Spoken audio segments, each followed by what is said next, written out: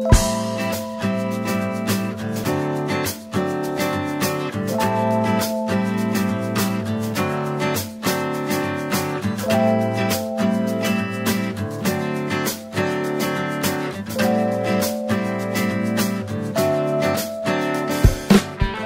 Jetta is a good-looking, peppy car that gets great gas mileage and doesn't break the bank.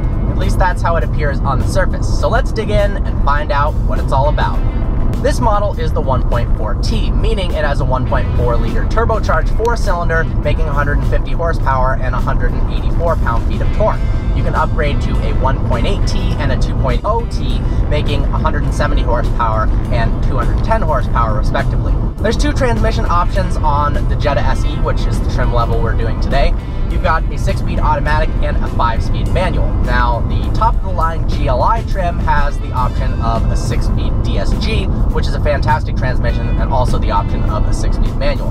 But even with this base 6-speed automatic, at 6th gear, at 60 miles an hour, it's turning just 1,800 RPMs, which means a fuel economy of 40 miles per gallon on the highway.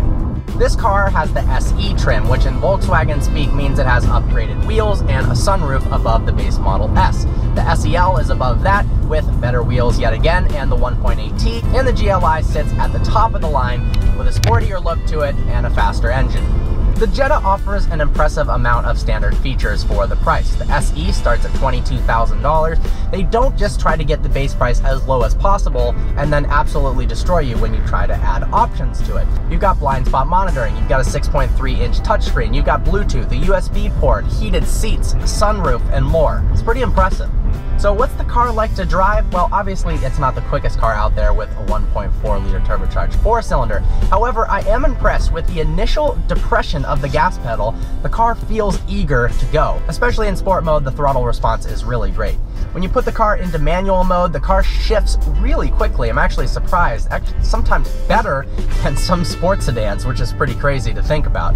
Steering is nice and light, but it is direct. This car does actually feel like it wants to go around turns. Just the smallest bit of turn-in on the wheel does actually cause the car to move. I'm pretty impressed. Brakes is where the car suffers. The initial depression of the brake pedal does practically nothing, and you really have to push hard on the brakes to get this car to slow down. The Jetta rides over bumps well. It's pretty isolated from the road. The GLI trim comes with sport suspension, which means the ride is obviously harsher, but translates into a more rewarding driving experience. You don't have paddles mounted on the steering wheel, which I actually appreciate. Putting paddle shifters in a car just to have them when it isn't a sports car really seems like a waste of money and a waste of space. You've got tons of functionality on the steering wheel itself, from changing the channel, volume, voice control, and more. Exterior-wise, the Jetta is very simple, but it does work. The LED daytime running lights look good, as do the horizontally oriented grills. From the back, it's even more simple, although the taillights read Audi A4 and not economy car. In the back, you've got tons of legroom. It's actually impressive for a compact sedan how much legroom you really have. And the kicker is how much trunk space you have. It's class leading, and it's actually closer to a mid-sized sedan than is a compact sedan with 15.5 cubic feet of space. This really is a car you can take on weekend trips with your friends, store all of their luggage, and get good gas mileage in the process. The actual design language of the interior isn't all that great. I'm not a large fan of this plastic dash. There is a ton of plastic everywhere, and the design of the climate control system looks like it's out of a late 90s car. Overall, the Jetta is a pretty fun to drive, good-looking car that's good on fuel and has a ton of standard features. The interior could use a redesign, but that is coming likely in 2018. Some highlights are the peppy engine and a ton of cargo space, as well as a lot of rear seat room. With that, I hope you enjoyed this review. Like always, please browse our channel and subscribe.